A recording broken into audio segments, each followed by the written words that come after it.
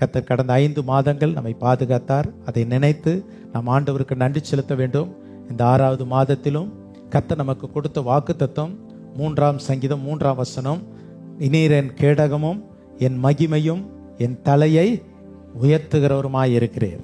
ஆண்டவர் உங்களுடைய தலையை உயர்த்துவார். அல்லேலூயா. எவ்வாறு உயர்த்துவார் அப்படின்னு சொல்லி வேதத்தில் வாசித்தால் 27ஆம் சங்கீதம் 6ஆம் வசனம், சத்துருக்களுக்கு மேலாக தலையை உயர்த்துவார். எவ்வளவு உயர்த்துவார்? உங்க சத்துருக்களை விட கர்த்தர் உங்க வேலை ஸ்தலத்துல உங்களுக்கு சத்துருவா இருப்பாங்க, வசிக்கிற இடத்துல சத்துருவா இருப்பாங்க, குடும்பத்துக்குள்ள சத்துருவா இருப்பாங்க. கர்த்தர் உங்களை எப்படி உயர்த்துவார் அப்படின்றா, சத்துருக்களை பார்க்கிலும் உங்களை மேலாக உயர்த்துவார். எத்தனை விசுவாசிக்கிறீங்க? நல்ல உற்சாகம் ஒரு ஆமென் சொல்லுங்க பார்க்கலாம். அல்லேலூயா. கர்த்தருக்கு மகிமை உண்டாவதாக. உங்கள் எல்லாருக்கும் வாழ்த்துக்கள். கர்த்தருடைய வார்த்தைக்கு நேராக நாம் கடந்து செல்வோம். கொஞ்ச நேரம் தான் நான் கர்த்தருடைய வார்த்தைகள் என்னென்றால் கர்த்தருடைய பந்தி இருக்கிறது. 2வது சங்கீதத்திலே கடைசி வசனம், 2வது சங்கீதம் கடைசி வசனம், குமாரன் கோபம் கொள்ளாமலும் நீங்கள் வழியிலே அழியாமலும் இருக்கும்படிக்கு அவரை முத்தம் செய்யுங்கள். கொஞ்ச காலத்திலே அவருடைய கோபம் பற்றி எரியும். அவரை அண்டிக் கொள்கிற யாவரும் பாக்கியவான்கள். வெள்ளிக்கிழமை காலையிலே அவரை அண்டிக் கொள்ளுகிறவர்கள் ஏனென்றால் அந்தந்த நாளுக்குரிய சங்கீதத்தை நாங்கள் காலையிலே தியானிக்கிறோம். ஒரு 150 சங்கீதங்கள் தான் இருக்கிறது. ஆனால் ஒரு வருஷத்திற்கு 365 நாட்கள் இருக்கிறது. ஆகவே நாங்கள் சங்கீதத்தை 150 வாசித்த பிறகு திரும்ப சங்கீதங்களுக்கு தான் வருகிறோம். ஏனென்றால் அந்த சங்கீதத்தில் இருக்கிற ஆசீர்வாதம் வேறு எதுலையுமே இல்லை. ஆகவே சங்கீதம் ரொம்ப முக்கியம். ஆனால் திரும்ப திரும்ப அந்த சங்கீதங்களை தியானித்தாலும் நான் பேசின வார்த்தைகளை நான் பேச மாட்டேன்.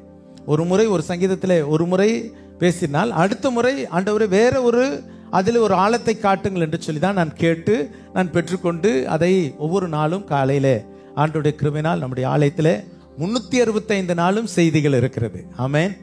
அல்லேலூயா. நிறைய பேர் கேட்க தான் மாட்டேங்கிறீங்க. நீங்கள் நினச்சா கேட்கலாம், நினச்சா வரலாம். எல்லாருக்கும் பக்கத்தில் தான் வீடு இருக்குது. நினச்சா காலையிலேயே ஒரு எழுப்புதல் ஜெபம் நடத்தலாம். ஆனால் நிறைய பேர் வர மாட்டேங்கிறீங்க. ஏன்னா தூக்கம் உங்களுக்கு வருகிறது. ஆனால் எங்களுக்கு எத்தனை வேலை இருந்தாலும் சில வேலையில் இரவு 1:30 மணிக்கு நான் படுப்பேன். 1:30 மணிக்கு நான் படுத்தாலும் கூட காலையில் 4:30 மணிக்கு எந்திரிச்சு அந்த ஜெபத்திற்கு வந்துட்டு ஜெபம் முடிஞ்ச பிறகு அப்புறம் கொஞ்ச நேரம் ஓய்வு எடுப்பேன்.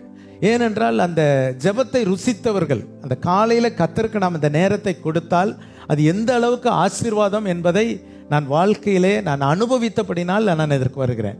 வர முடியாதவங்களுக்கு பிரதர் அழகா சொல்கிறாங்க, ஒரு ஜூம் அப்படிங்கிற ஆப்பை நீங்கள் டவுன்லோட் பண்ணிட்டீங்கன்னா, நீங்கள் உங்கள் வாட்ஸ்அப் நம்பரை கொடுத்துட்டிங்கன்னா, நீங்கள் காலையில் 5 மணிக்கு உங்களுக்கு கிளிக் பண்ணாலே நீங்கள் சர்ச்சுக்கு வந்த மாதிரி தான். நீங்கள் அங்கே உட்காந்து நீங்கள் கேட்கலாம். ஸ்தோத்திர பலி சொல்லும்போது நீங்கள் வீட்டுகளிலே சொல்லலாம், பாடும்போது பாடலாம், ஜெபிக்கும் போது ஜெபிக்கலாம். இதெல்லாம் நிறைய சபைகளில் இல்லை. நம்ம சபையில் இருக்கும் பொழுது அதை பயன்படுத்த வேண்டும். ஒரு நாள் ஆண்டவர் கேட்பார், உனக்கு இந்த வாய்ப்புகள்லாம் நான் கொடுத்தனே, நீ வந்தியா, நீ செய்தியா அப்படின்னு கேட்பாரு. ஞாயிற்றுக்கிழமை ஒரு நாள் நாம் இந்த இடத்தை நிரப்புவதற்காக இல்லை, நாம் கூடுவது நல்லது. ஆனால் அதை விட நிறைய பேர் முதல் வாரம் வந்துட்டா போதும், அதுக்கு பிறகு 3 வாரம் வரமாட்டேங்கிற முடிவு எடுக்கிறீங்க. அது தவறானது. இதெல்லாவற்றையும் நாம் மாற்றிக்கொள்ள வேண்டும். நம்முடைய தினந்தோறும், நீங்கள் ஆதி அப்போஸ்தலர் நாட்களிலே அவர்கள் தினந்தோறும் தேவாலயத்திலே கூடினார்கள். தினந்தோறும் திறந்து இருக்கிற இந்த ஆலயத்தில் நீங்கள் வந்து கர்த்தரை மகிமைப்படுத்தி பாருங்கள். உங்கள் வாழ்க்கை வளமானதாக இருக்கும். கர்த்தரை விட்டு பின்வாங்குகிற இருதயம் இருக்கக்கூடாது, பின்வாங்குகிற எண்ணங்கள் இருக்கக்கூடாது. இதெல்லாவற்றையும் நாம் சரி செய்து கொள்ள வேண்டும். சரி, இந்த செய்திக்கு வருவோம். இங்க பாருங்கள், குமாரன் கோபம் கொள்ளாமல். குமாரன் என்று சொல்லப்படுகிறது நம்முடைய ஆண்டவரை குறிக்கிறது. ஆண்டவர் கோபம் கொள்ளாமல் வழியிலே நீங்கள் அழியாமல் இருக்கும்படிக்கு அவரை முத்தம் செய்யுங்கள். நான் அன்றைக்கு வெள்ளிக்கிழமை அண்டிக் கொள்ளுகிறவர்கள் அப்படிங்கிற தலைப்பிலே நான் பேசினேன். ஏன் அண்டிக் கொள்ள வேண்டும்? அண்டிக் கொள்ளுகிறவர்களை பற்றி 3 வார்த்தைகள் சொல்லப்பட்டு இருக்கிறது. 1:15 2ஆம் சங்கீதத்திலே அவரை அண்டிக் கொள்ளுகிறவர்கள், அவரை அண்டிக் கொள்ளுகிறவர்கள், சத்தமா சொல்லுங்க, பாக்கியவான்கள். அவரை அண்டிக் கொள்ளுகிறவர்கள் பாக்கியவான்கள் என்று எழுதப்பட்டு இருக்கிறதை நாம் பார்க்கிறோம். நீதிமொழிகளின் புஸ்தகம் 30ஆம் அதிகாரம் 5ஆம் வசனத்தை வாசிக்கும் பொழுது, தேவனுடைய வசனம் எல்லாம் புடமிடப்பட்டவைகள், தம்மை அண்டிக் கொள்கிறவர்களுக்கு அவர் கேடகமானவர். தம்மை அண்டிக் கொள்ளுகிறவர்களுக்கு அவர் கேடகமாய் இருக்கிறார். அண்டிக் கொள்ளுகிறவர்கள் பாக்கியவான்கள், அண்டிக் கொள்ளுகிறவர்களுக்கு அவர் எப்படி இருக்கிறார்? கேடகமாய் இருக்கிறார். 73ஆம் சங்கீதம் 28ஆம் வசனம், எனக்கோ தேவனை அண்டிக் கொண்டிருப்பது நலம் என்று எழுதப்பட்டு இருக்கிறது. அப்ப ஏன் அண்டிக் கொள்ளுதல்? அண்டிக் கொள்ளுதல் என்றால் ஆங்கிலத்தில் ட்ரஸ்ட் இன் ஹிம், ஆண்டவரிடத்தில் நம்பிக்கை வைப்பது, இன்னும் ஆண்டவரோடு கூட நெருங்கி இருப்பது, draw me near, ஆண்டவரிடத்தில் ரொம்ப நெருங்கி இருப்பது, இதுதான் அண்டிக் கொள்வது. ஆண்டவரோடு கூட இருக்கிறது தான் அந்த வாழ்க்கை. அப்படி இருந்தால் நாம் பாக்கியவான்களா இருக்கிறோம். அது நலமானது என்று எழுதப்பட்டு இருக்கிறது. அது நமக்கு பாதுகாப்பானது. ஒரு அல்லேலூயா சொல்லுங்க பார்க்கலாம். சில வேளைகளிலே கர்த்தருடைய சமூகத்தை விட்டு நாம் விலகும் பொழுது நாம் பாதுகாப்பற்ற சூழ்நிலை இழக்கிறோம். சாத்தான் நம்மை தாக்குகிறான், பலவிதமான இன்னல்கள் நம்மை தாக்குகிறது, சோர்வுகள் தாக்குகிறது, பலவீனங்கள் தாக்குகிறது. அதுக்கு பிறகு சில நேரம் யோசிக்கிறோம், உண்மையாவே நான் கர்த்தரை விட்டு நான் விலகினது உண்மைதான், இதான் எனக்கு இந்த பிரச்சனை அப்படின்னு சொல்லி அவர்கள் உணர்கிறதை பார்க்கிறோம். எனவே நாம் ஆண்டவரை அண்டிக் கொள்ளுகிற ஒரு வாழ்க்கை. அப்போ ஏன் அண்டிக் கொள்ள வேண்டும் என்று இந்த வசனம் சொல்லுகிறது. குமாரன் கோபம் கொள்ளாமல். ஆண்டவர் கோபம் கொள்வாராங்க? ஒரு சின்ன ஒரு காரியம் கேட்கிறேன். ஆண்டவர் கோபப்படுவார்? அவர் அன்புள்ளவராச்சே, அவர் இரக்கமுள்ளவராச்சே, அவருக்கு கோபம் வருமா? வேதத்தில் கோபம் வந்திருக்குதா அப்படின்னு பார்த்தா பழைய ஏற்பாட்டில் ஒரு இடத்துலையும் புதிய ஏற்பாட்டில் ஒரு இடத்தையும் நான் உங்களுக்கு காண்பிக்க விரும்புகிறேன். பழைய ஏற்பாட்டிலே ஆண்டவர் எங்க கோபப்பட்டார் அப்படின்னு சொல்லி பார்க்க நிறைய இடங்கள்ல அவர் கோபப்படுகிறார். முதலாவது அவர் கோபப்படுகிறார் என்றால் அவர் சாந்த குணம் உள்ளவர் தான். ஆனால் எப்பொழுது ஒருவரை சாந்த குணம் உள்ளவரை மறுபடியும் மறுபடியும் மறுபடியும் நாம் வேதனைப்படுத்தும் பொழுது ஆண்டவரும் கோபப்படுகிறார். ஆண்டவர் என்ன செய்கிறார்? கோபப்படுகிறார். என்னாகமம் புஸ்தகம் 11ஆம் அதிகாரத்தை எடுத்துக்கொள்ளுங்கள். 11ஆம் அதிகாரம் 1ஆம் வசனம் 10ஆம் வசனம். பின்பு ஜனங்கள் முறையிட்டுக் கொண்டிருந்தார்கள். அது கர்த்தருடைய செவிகளில் பொல்லாப்பா இருந்தது. கர்த்தர் அதை கேட்டபோது அவருடைய கோபம் மூண்டது. பாருங்கள், இந்த இடத்துல ஆண்டவருடைய கோபம் மூண்டது. ஜனங்கள் என்ன செய்தாங்க அப்படின்னா முறையிட்டு கொண்டே இருந்தார்கள், கம்ப்ளைண்ட் பண்ணிட்டே இருந்தாங்க. ஆண்டவர்கிட்ட என்ன பண்றாங்க? கம்ப்ளைண்ட் பண்றது, எதையாவது ஒன்று சொல்றது. என்ன சொன்னாங்க நான் அப்புறம் சொல்றேன். இதை கேட்ட உடனே ஆண்டவருக்கு கொஞ்சம் கோபம். ஏன்? ஆண்டவர் தமது ஜனங்களை வெறுக்கிறவரா? நீங்க தாய் தகப்பனா இருக்கிறோம். எந்த தாய் தகப்பன் பிள்ளை வெறுக்கிறோம்? சொல்லுங்க பார்க்கலாம். பிள்ளை தப்பே செய்தாலும் கூட தாய் தகப்பன் என்ன பண்றதில்ல? என்ன சொல்றீங்க? விட்டு கொடுக்கவே மாட்டீங்க. என் பிள்ளை தப்பு செய்யலையே, அவன் நல்லவங்க அப்படின்னு தான் சொல்லுவோம். எந்த பெற்றோருமே பிள்ளையை விட்டு கொடுப்பதில்லை. அப்போ ஆண்டவர், நம்மை உண்டாக்கின ஆண்டவர் நம்மை விட்டு கொடுக்கிறவர் அல்ல. அப்போ ஆண்டவர் நம்மை நேசிக்கிறார், நம்ம மீது அன்பு கொண்டவராய் காணப்படுகிறார். இப்படிப்பட்ட சூழ்நிலையிலே இந்த ஜனங்களுக்கு எத்தனை நன்மைகளை செய்தார். ஒரு அடிமைத்தனத்திலிருந்து 400 ஆண்டுகள் அடிமைகளாய் இருந்து அடிப்பட்டு, நீங்கள் யாத்திராம 1ஆம் அதிகாரத்திலே நீங்கள் வாசிப்பீர்கள் என்றால் அவர்கள் பட்ட பாடுகள் கொஞ்சம் நஞ்சல்ல. அடிக்கிறாங்க, கட்டிட வேலை செய்ய அவர்களை அடிக்கிறாங்க, அவர்களுக்கு வேண்டிய உணவை கொடுக்கிறது இல்லை. அவங்க அப்படியே கண்ணீரோடு கூட அடிமைத்தனத்தில் வாழ்கிறார்கள். அடிமை என்றால் ரொம்ப கொடூரமான ஒரு வாழ்க்கை. வேலைக்காரர்களுக்கும் அடிமைகளுக்கும் வித்தியாசம் இருக்கிறது. வேலைக்காரராக இருக்கிறவங்க காலையில டைமுக்கு போவாங்க, வந்துருவாங்க. அடிமை அப்படி அல்ல. அவங்க முழுக்க அவங்க சொன்னது அத்தனை செய்து கொண்டே இருக்க வேண்டும். அப்படிப்பட்ட அடிமைத்தனம். நீங்க யாத்திரா 1ஆம் அதிகாரத்தில் பார்த்தால் அவருடைய பெருமூச்சு விட்டார்கள் என்று எழுதப்பட்டு இருக்கிறது. ஐயோ, அடி, வேலை செய்யணும், உணவு கொடுக்க மாட்டாங்க. அதுக்கு பிறகு அத்தனை வேலை செய்த பிறகு திரும்ப போய் கதிரை பொறுக்கிட்டு வந்து வீட்டில் சமையல் பண்ணணும். அடுத்த நாள் காலையில உடனே எழும்பணும். நீங்கள் அடிமைகளை போய் கேட்டு பாருங்க. எப்படிப்பட்ட ஒரு காலத்தில் மனித அடிமை, மனித சந்தைன்னு இருந்திருக்குது. மனிதர்கள் எப்படி அடிமையாக விலைக்கு வாங்கிட்டு கையை சங்கிலி கட்டிட்டு வச்சிருப்பாங்களாமா. அவனை விலை பேசி வாங்கிட்டு போவாங்க. வாழ்நாள் முழுவதும் அவனுக்கு அடிமைகள். அப்படி அடிமைகளாய் அந்த ஆப்பிரிக்கா மக்கள் அமெரிக்கா, ஐரோப்பா தேசங்களுக்கு போனவங்க தான் பிற்காலங்களிலே விடுதலை பெற்று இப்பொழுது அந்த தேசங்களிலே பெரிய பெரிய ஸ்போர்ட்ஸ்மேனாக நல்ல உயர்ந்த பொறுப்பிலே இருக்கிறதை நாம் பார்க்கிறோம். ஆகவே இப்படிப்பட்ட அடிமைத்தனத்தில் இஸ்ரவேல் மக்கள் 400 ஆண்டுகள் வாழ்ந்தாங்க. ஆண்டவர் அவருடைய சத்தத்திற்கு செவி கொடுத்து, கூக்குரலுக்கு செவி கொடுத்து, மோசேயை எழுப்பி அந்த பார்வோன் இடத்திலே ஆண்டவர் அவர்களை விடுவித்து அவர்களை ஒரு நல்ல தேசத்திற்கு கொண்டு வருகிறார். ஆனால் இந்த என்னாகமம் 11ஆம் அதிகாரத்தில் நீங்கள் வாசித்தால், ஏன் அவர்கள் முறுமுறுத்தார்கள், ஏன் முறையிட்டு கொண்டிருந்தார்கள் என்று சொல்லி பார்த்தால், திடீர்னு அவங்களுக்கு ஒரு ஆசை வந்துருச்சு, ஒரு இச்சை. என்ன ஆசை அப்படின்னா, கறி சாப்பிடணும்னு ஆசை. கறி வேணும்னா என்ன பண்ணணும்? ஆண்டவர்கிட்ட கேட்டுட்டா போதும். ஆண்டவரே எங்களுக்கு தாங்க அப்படின்னு சொன்னா பரவாயில்ல. இன்னைக்கு நான் உங்களுக்கு சொல்றேன், ஒரு தேவை இருக்குதா, நீங்க ஆண்டவர்கிட்ட ஆண்டவரே இந்த தேவை எங்களுக்கு தாரும் அப்படின்னு சொல்றது வேற. என்ன எனக்கு செய்தீர், என்ன நீங்க என்னத்தை செய்துட்டீங்க, உங்க பிள்ளை வருது, நீங்க எவ்வளவோ பிள்ளைகளுக்காக பிரயாசப்பட்டு படிக்க வச்சு அவர்களுக்கு ஏதோ நன்மையான காரியங்களை செய்றீங்க. திடீர்னு பையன் வந்து திடீர்னு உங்கள்கிட்ட கேட்கறான், என்னத்தை நீ எனக்கு செஞ்சுட்ட அப்படின்னு சொன்னா அந்த தாயினுடைய உள்ளம், தகப்பனுடைய உள்ளம் எவ்வளவு வேதனைப்படும், துடிக்கும் தெரியுமா? சரி, இந்த பிள்ளைக்காக தானே நான் இவ்வளவு பாடுபடுறேன். சில நாட்களுக்கு முன்பதாக சில நேரங்களில் நான் ஃப்ரீயாக இருக்கிற நேரங்களில் ஏதாவது ஒரு காரியத்தை பார்ப்பேன். அப்பொழுது ஒரு நிகழ்ச்சியில் ஒரு இங்கு படித்த பிள்ளைகள் படிக்க வைத்த தகப்பன்மார், படித்த பிள்ளைகள் படிக்க வைத்த தகப்பன்மார் அவர்களை உட்கார வச்சிருக்கிறாங்க. அப்போ அந்த பிள்ளைகள் சொல்கிறா, அதில் ஒரு சகோதரன் சொல்கிறாரு, எனக்கு இந்த இடத்துல என்ன அடையா அப்பா அம்மா இல்லை, அவங்க ஃபோட்டோவை அந்த இடத்துல நான் வைக்கட்டுமா? வைங்க. சரி வச்சுட்டு சொல்கிறாங்க, நீங்கள் என்னவா இருந்தீங்க, உங்கள் அப்பா அம்மா என்னவா இருந்தாங்க? அந்த சகோதரன் சொல்கிறாரு, நான் வந்து என்னுடைய அம்மாவும் அப்பாவும் கல்லை கொத்துற வேலை தான், கல்லை கொத்துற வேலை. இந்த அம்மிக்கல் ஆட்டாங்கல்லாம் கொத்துவாங்க பார்த்தீங்களா, வீடு வீடாக போய் அம்மிக்கு கொத்தணுமா ஆட்டாங்கல் கொத்தணுமான்னு அந்த வேலை தான் செய்தாங்க. ரொம்ப கஷ்டப்பட்ட குடும்பம், உணவுக்கே இருக்காது. அப்படிப்பட்ட சூழ்நிலையில் என்னுடைய தாய் தகப்பன் என்னை படிக்க வச்சாங்க. சரி, நீங்கள் இன்னைக்கு என்னவா இருக்கிறீங்க அப்படின்னு கேட்குறாரு.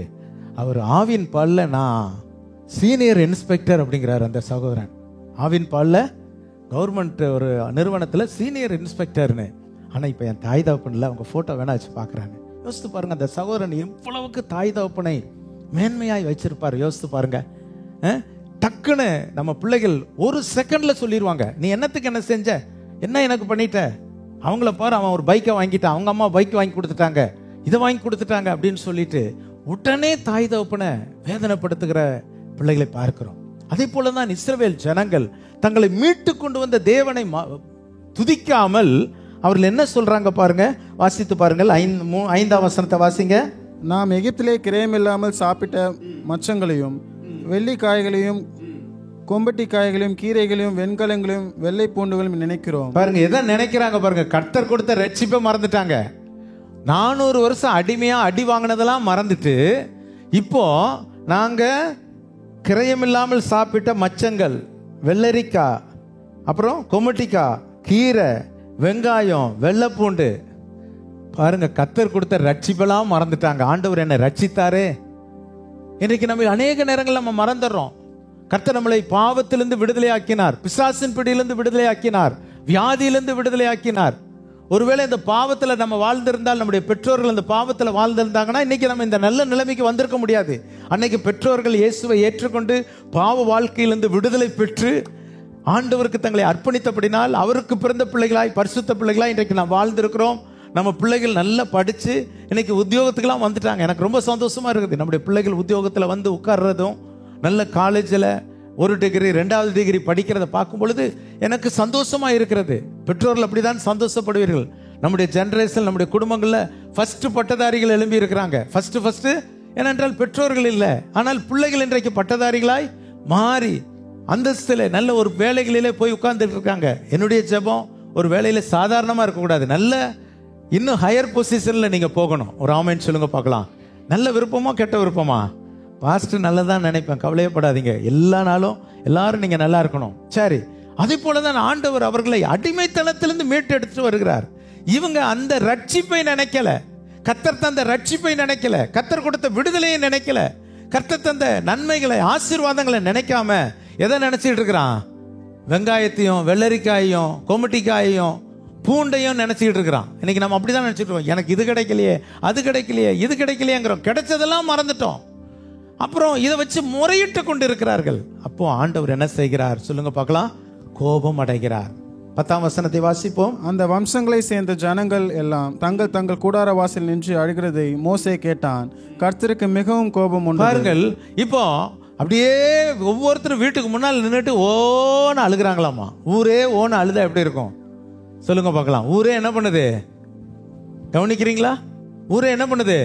ஓன்னு அழுகிற. என்னன்னு கேட்டா, வெள்ளரிக்காய் கிடைக்கலைங்க. ஏன் அழுகிறமா? எனக்கு வெங்காயம் கிடைக்கலைங்க. ஏமா அழுகிற? பூண்டு கிடைக்கல. அட பாவிகளா, உங்களுக்கு இவ்வளோ பெரிய ரட்சிப்பாங்க. அடி உத வாங்கினவங்கள அடியிலேருந்து மீட்டெடுத்து ஆண்டவர் கொண்டு வந்த அன்னைக்கு அழுகலாம் மறந்துட்டாங்க. அன்னைக்கு அடிக்கிறானே ஆண்டவரேன்னு அழுத போதெல்லாம் அதெல்லாம் மறந்துட்டாங்க. இப்போ வந்துட்டு எனக்கு வெள்ளரிக்காய் கிடைக்கல, பூண்டு கிடைக்கல, வெங்காயம் கிடைக்கல. வேடிக்கையா இருக்குல்ல? ஆண்டவருக்கு இதை சொல்ல ஆண்டவர் எனக்கு வெங்காயம் தாங்கன்னா தந்துட போறாரு. அவர் தரவா மாட்டாரு. அதுக்கு மேல உள்ள வசனத்துல பாருங்க ஆண்டவர் என்ன கொடுத்தார் அப்படின்னு அழகா எழுதப்பட்டு இருக்கிறது பாருங்க. அவங்களுக்கு வாசிப்போம் 7ஆம் வசனத்திலிருந்து. அந்த மன்னா கொத்தமல்லி விதையை மாத்திரம், மன்னா என்ற ஒரு உணவை கொடுக்கிறார். அது நிறம் முத்து போலவும் இருந்தது. முத்து போல இருந்துச்சாமா. ஆண்டவர் கொடுத்த மன்னா எப்படி இருந்ததா? முத்து போல இருந்தது. ஜனங்கள் போய் அதை பொறுக்கி கொண்டு வந்து எந்திரங்களில் அரைத்தாவது உரல்களில் இடித்தாவது பானைகளில் சமைப்பார்கள். அதை அப்பங்களுமாக சுடுவார்கள்.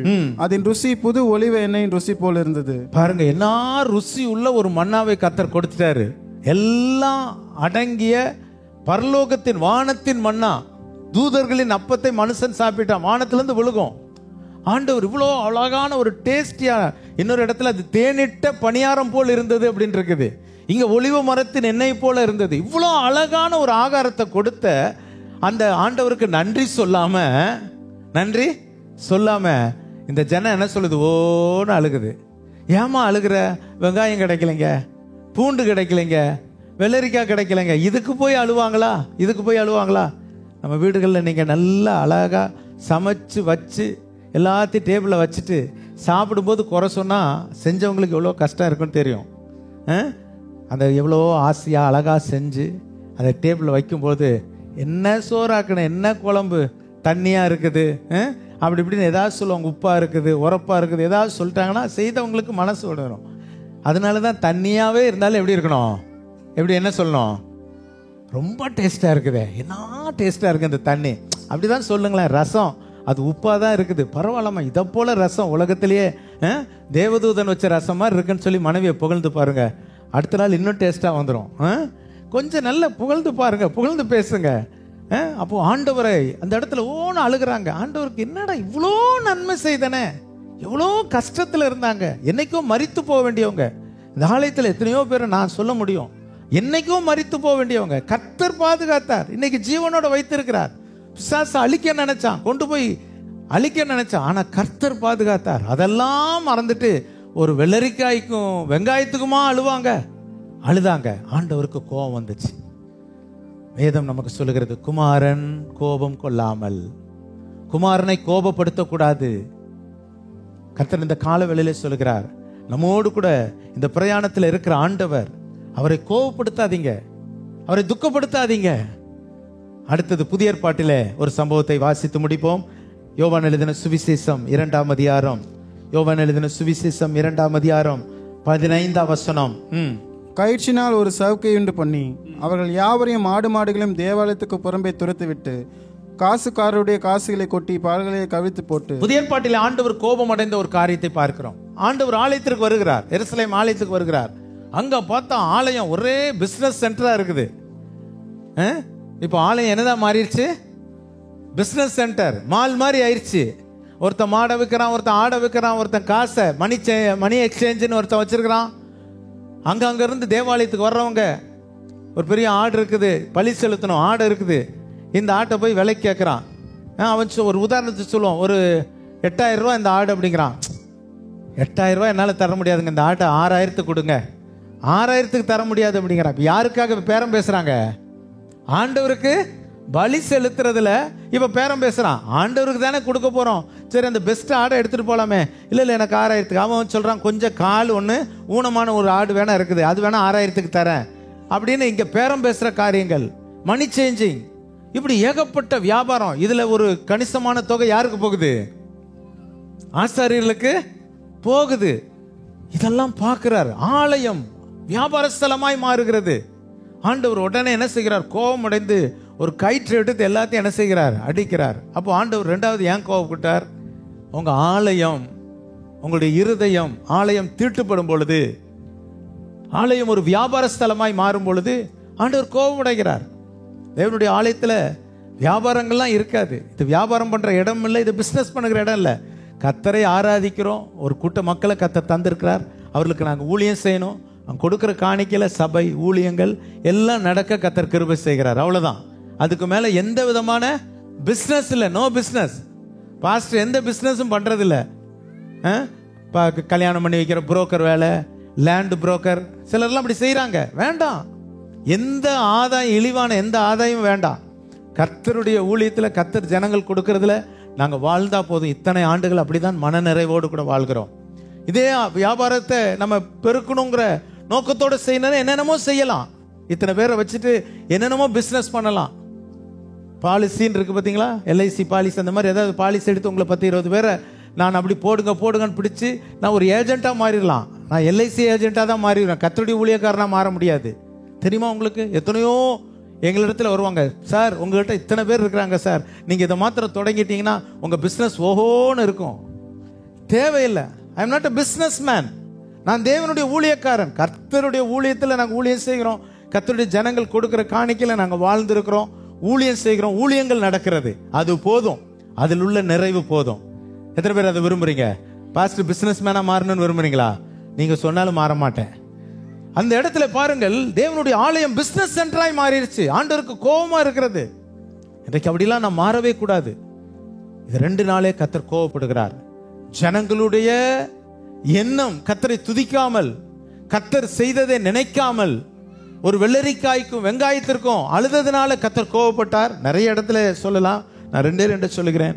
2வது, தேவனுடைய ஆலயம் பிசினஸ் ஆக மாறும் பொழுது, அதனாலதான் ஆலயத்துக்குள்ள வர்றவங்களுக்கு நான் சொல்வேன், பிசினஸ் பண்ணாதீங்க. ஆலயத்துக்குள்ள பிசினஸ், உங்க பிசினஸ்லாம் ஆலயத்துக்குள்ள வைக்கக்கூடாது. ஒருவரை ஒருவர் நேசிங்கள், ஒருவருக்கு ஒரு உதவி செய்யுங்க. உங்க பிசினஸ் இங்க ஸ்தாபிக்க கூடாது. இது பிசினஸ் சென்டர் இல்ல. உங்க பிசினஸ்ல நாளைக்கு ஒருவர் தோல்வி வந்துடும், பிரச்சனை வந்துடும், கடைசியில் சபைக்கு வர்றதை நிறுத்திடுவீங்க. அதாக இது பிசினஸ் சென்டர் இல்ல. இது தேவனை துதிக்கிற இடம், தேவனை ஆராதிக்கிற இடம். இங்க வருகிறவர்கள் தேவனை ஆராதிக்க மாத்திரம்தான் வரணும். நம்முடைய பிசினஸ் டெவலப் பண்ற இடம் இல்ல.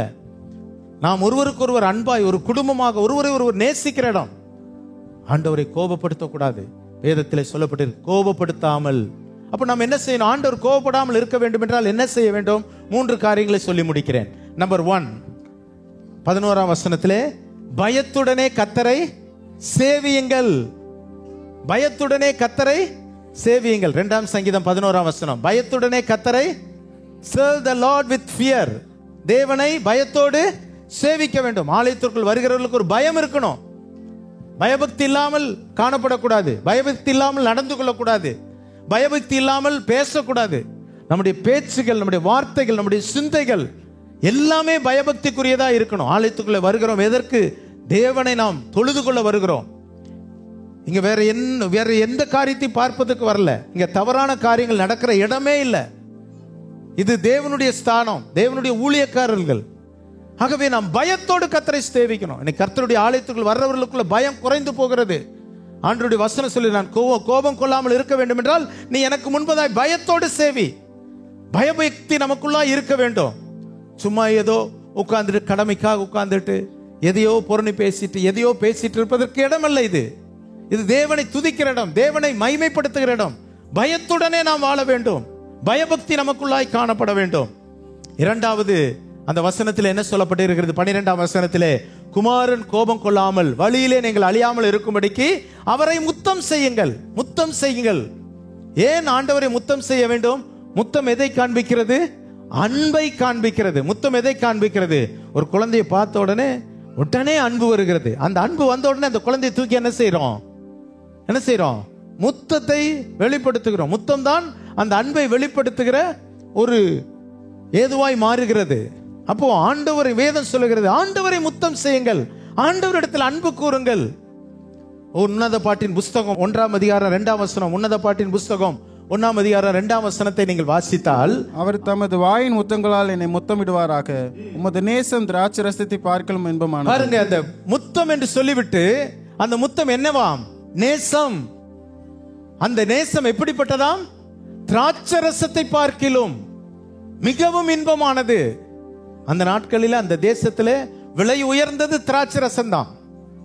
அந்த திராட்சை ரசத்தை, அதிலே பல பக்குவங்கள் இருக்கிறது, விலை உயர்ந்தது. அதனாலதான் கானா ஒரு கல்யாண வீட்டில் திராட்சை ரசம் குறைவுபட்ட பொழுது ரொம்ப கஷ்டப்பட்டாங்க. ஆண்டவர் அங்கு அற்புதம் செய்தார். திராட்சை ரசம் தான் ஒரு குடும்பத்தினுடைய அந்த அந்தஸ்தை, அந்த திருமண அந்தஸ்தை மேன்மைப்படுத்தி காண்பிக்கிறது.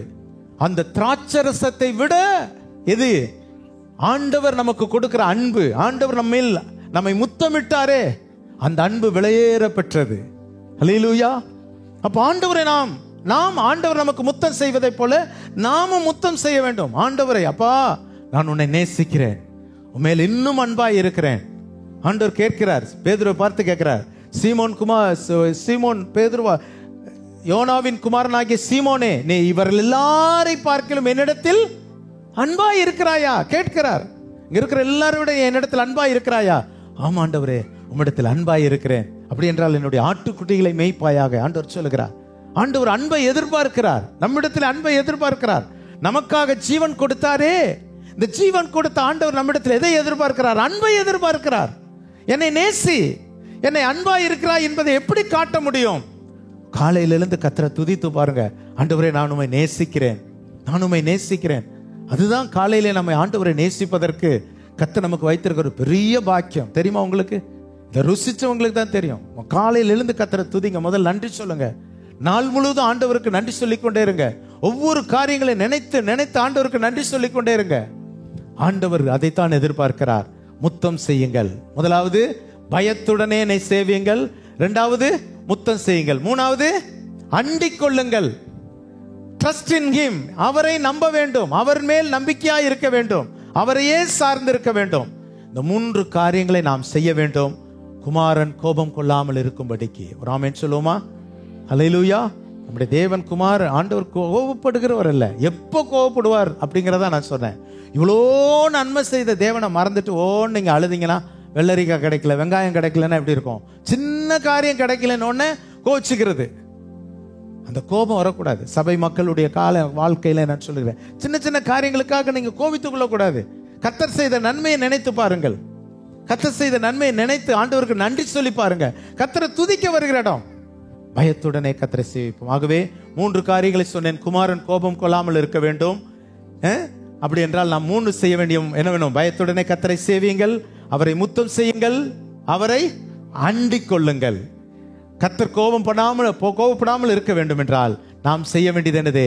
கர்த்தர் செய்த நன்மைகளை நினைத்து பார்க்க வேண்டும். 5 மாதங்கள் நம்மை காத்தாரே, கொரோனாவில் நம்மளை பாதுகாத்தாரே, நம்ம இம்மட்டும் உயர்த்தி வைத்திருக்கிறாரே, அதை நினைத்து நன்றி சொல்லி பாருங்க. அல்லேலூயா. நம்முடைய இருதயமாகிய ஆலயம் தீட்டுப்படாதபடிக்கு, நம்முடைய எண்ணங்கள் ஆண்டவருக்கு விரோதமாய் எழும்பாதபடிக்கு நம்முடைய ஆலயம் சுத்திகரிக்கப்படட்டும். கர்த்தர் நம்ம மேல் பிரியமாயிருப்பார். ஆமென். அவர் கோபம் கொள்ளாமல் நம்ம மேல் அன்பா இருந்துட்டாருன்னா எப்படி இருக்கும்? யோசிச்சு பாருங்க. இப்பெல்லாம் நம்மகிட்ட அன்பா இருக்கிறனால தான் இவ்வளோ நன்மை செய்கிறார். எனக்கு தெரியும், ஜோசுவா மேல கர்த்தர் ரொம்ப அன்பு வச்சிருக்கிறாரு. அல்லேலூயா. இங்க வந்திருக்கிற ஒவ்வொரு மேலையும் சொல்லுங்க பார்க்கலாம், கர்த்தர் என் மேல் அன்பா இருக்கிறார்னு உங்க இருதயத்துல கை வச்சு சொல்லுங்க பார்க்கலாம். ஆண்டவர் என் மேல் எப்படி இருக்கிறார்? அன்பா இருக்கிறார். ஆமென். அவரை நாம் இன்னும் பிரியப்படுத்தி வாழ்வோம். கர்த்தர் நம் அனைவரையும் ஆசீர்வதிப்பாராக.